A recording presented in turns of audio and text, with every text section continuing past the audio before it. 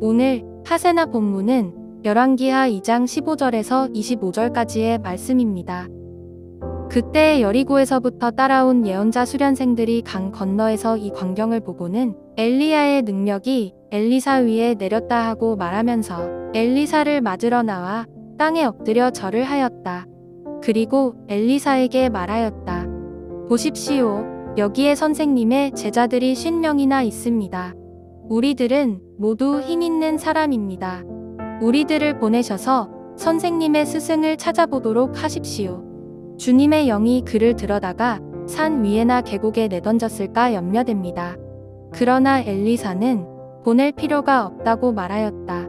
그러다가 그들이 하도 성가시게 간청하자 엘리사는 사람을 보내어 엘리야를 찾아보라고 하였다. 그러나 그들이 사람 50명을 보내어 사흘 동안이나 찾아보았으나 엘리야를 발견하지 못하고 여리고에 머물고 있는 엘리사에게로 돌아왔다.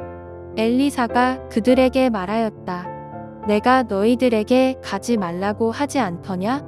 그 성읍 사람들이 엘리사에게 말하였다. 보십시오. 선생님께서도 보시는 바와 같이 이 성읍이 차지하고 있는 자리는 좋지만 물이 좋지 않아서 이 땅에서는 사람들이 아이를 유산합니다. 그러자 그는 새 대접에 소금을 조금 담아 가지고 오라고 하였다. 그들이 그것을 가져오니 엘리사는 물에 근원이 있는 곳으로 가서 소금을 그곳에 뿌리며 말하였다. 주님께서 이렇게 말씀하신다. 내가 이 물을 맑게 고쳐 놓았으니 다시는 이곳에서 사람들이 물 때문에 죽거나 유산하는 일이 없을 것이다. 그곳의 물은 엘리사가 말한 대로 그때부터 맑아져서 오늘에 이르렀다. 엘리사가 그곳을 떠나 베델로 올라갔다. 그가 베델로 올라가는 길에 어린아이들이 성읍에서 나와 그를 보고 대머리야, 꺼져라. 대머리야, 꺼져라 하고 놀려댔다. 엘리사는 돌아서서 그들을 보고 주님의 이름으로 저주하였다. 그러자 곧 2마리의 곰이 숲에서 나와서 42명이나 되는 아이들을 찢어 죽였다. 엘리사는 그곳을 떠나 갈멜산으로 갔다가 거기에서 다시 사마리아로 돌아갔다. 할렐루야. 오늘도 말씀을 통해 우리 가운데 큰 은혜가 있기를 소망합니다. 하나님은 이미 열왕기상에서 엘리사가 엘리야의 후계자가 될 것임을 말씀하셨으며 어제 말씀을 통해 확실히 엘리야의 기름 부으심이 이제 엘리사 위에 머무르게 되었음을, 이 엘리야가 행한 기적들을 엘리사가 동일하게 행하는 모습들을 보여주며 확인시켜 주셨습니다. 오늘 말씀은 이제 더 나아가 엘리사가 엘리야를 따르고 섬기던 이 수련생들의 확증을 받는 장면으로 시작하는데, 엘리야의 수련생들은 의심할 것도 없이 이제 엘리야의 능력이 엘리사 위에 내렸음을 인정했으며 그를 인정하고 존중하는 의미로 엘리사를 맞으러 나와 땅에 엎드려까지 절했다고 15절은 기록하고 있습니다. 이처럼 열왕기하는 1장부터 시작하여 오늘 본문까지 엘리야의 승계와 엘리사의 세움을 아주 강력하게 지지하고 있습니다. 모든 절차가 일사천리로 진행되었고 별도의 어려움과 오해 없이 엘리사의 시대는 모두의 인정과 모두의 확증을 얻으며 시작되었음을 오늘 말씀은 강조하고 있는 것입니다. 이후 오늘 본문에서는 총 3가지의 짧은 이야기가 나오는데, 첫 번째 이야기는 엘리야의 수련생들이 승계를 받은 엘리사에게 본디 스승인 엘리야를 찾으러 가고 싶다는 허락을 구하는 사건입니다. 불병거를 타고 회오리 바람과 함께 하늘로 올라간 엘리야를 직접 보았던 엘리사는 수련생들에게 굳이 그럴 필요가 없다고 하지만 그들은 엘리사를 성가시게 할 정도로 꼭 찾으러 갈 수 있도록 허락해 주시길 간청합니다.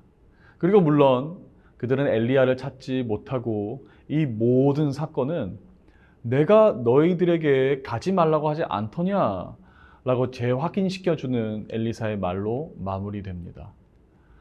다시 말해 성경은 엘리사는 그 누구도 보지 못했던 엘리야의 승천을 본 사람이었으며 다른 이들이 알지 못했던 무언가를 아는 사람이었음을 강조함으로 예언자로서의 그의 권위를 재확인시키고 있는 것으로 보여진다는 것이죠. 두 번째 이야기, 여리고의 물 근원을 고치는 사건도 마찬가지입니다. 여리고는 터는 좋았지만 물이 좋지 않아서 사람들이 자주 아이를 유산했었다고 새 번역을 기록하는데요. 이 개역 성경에서는 이 똑같은 부분을 토산이 익지 못하고 떨어진 아이다라고 표현하여서 물이 안 좋아 열매가 풍성하지 못했던 것이라고 해석합니다. 이 부분을 어떻게 해석하는 것이 옳은지 여전히 여러 견해들이 있지만 그 중심을, 그 핵심을 살펴보면 여리고에는 마실 만한 물이 마땅하지 않았으며 그로 인해 생명이 여리고에서 메마르고 있음을 보게 되는 것이지요. 그러나 그 누구도 해결하지 못한 이 난제를 엘리사가 소금으로 고치게 되는데 여기서 주목할 점은 이 난제를 해결하기 위해 여호와의 말씀이 다른 이가 아닌 바로 엘리사에게 임했음을 성경은 21절에서 주장하며 22절에서는 엘리사가 말한 대로 물이 맑아졌다라고 기록하는 것으로 보아 본문은 다시 한번 엘리사에게 성령의 능력이 머물고 있음을, 또한 엘리사야말로 바로 하나님이 선택하신 예언자임을 재차 강조하고 있다고 볼 수 있습니다. 따라서 마치 열왕기하 2장 전체가 엘리사는 바로 엘리야의 후계자가 맞음을, 그 정당성을 입증하고 강조하는 일에 집중하고 있듯 23절과 24절까지 나타나는 고뇌의 이야기도 비슷한 맥락으로 보시고 이해하면 좋을 것 같습니다. 엘리사가 베델로 올라갈 때 작은 아이들이 그를 바라보며 대머리야 꺼져라 라고 놀리자 곧 2마리의 곰이 숲에서 나와 그 아이들을 찢어 죽였다라고 성경은 기록하고 있는데, 열왕기하 2장의 전체적 맥락으로 이 이야기를 본다면 하나님께서 직접 엘리사를 욕보이는 사람에게 가혹할 정도로 심판을 내리시는 것으로 보아 다시 한번 예언자로서의 엘리사의 위치와 중요성을 강조하고 계신다라는 것을 우리가 이해해야 한다는 것입니다. 우리는 하나님의 사람을 지지하고 존중해야 합니다. 그리고 오늘 열왕기하 2장에서 나타나는 하나님의 사람은 바로 여호와 하나님의 말씀을 전하는 사람입니다. 그 사람 자체에게 능력이 있고 대단함이 있어서 그를 존중하는 것이 아닌 살리기도 하시며 고치기도 하시지만 죽이기도 하시는 그 말씀의 능력을 우리는 이미 잘 알고 있기 때문입니다. 따라서 오늘은 늘 말씀을 보며 풀이하는 교역자들을 위해서 기도해 주셨으면 좋겠습니다.